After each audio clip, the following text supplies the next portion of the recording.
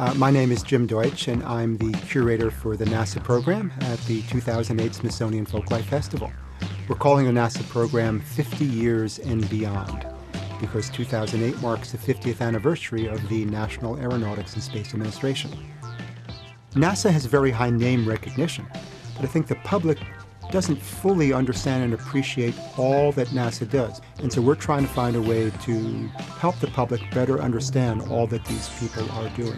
Our goal is always educational, and we're really trying to foster what we call cultural conversations between our participants and our visitors. So we are bringing astrophysicists and heliophysicists and rocket engineers and propulsion experts and planetary geologists, astronauts, a wide variety of the occupational skills and tradition of NASA.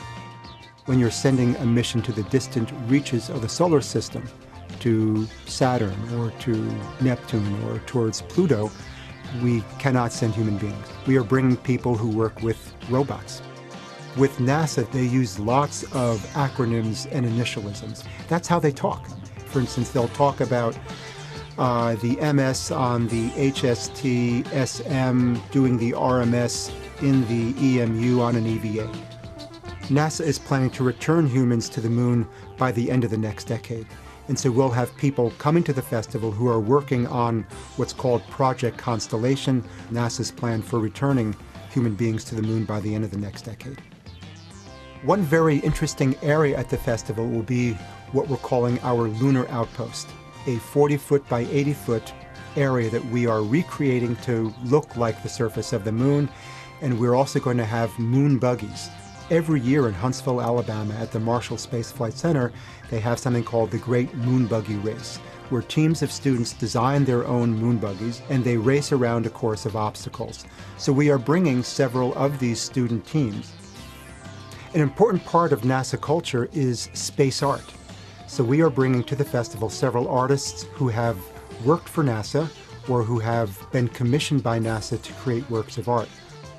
You may think of NASA as a space agency, but it's also very much an aeronautics agency. We are bringing pilots who fly on the F-18, which is a chase aircraft.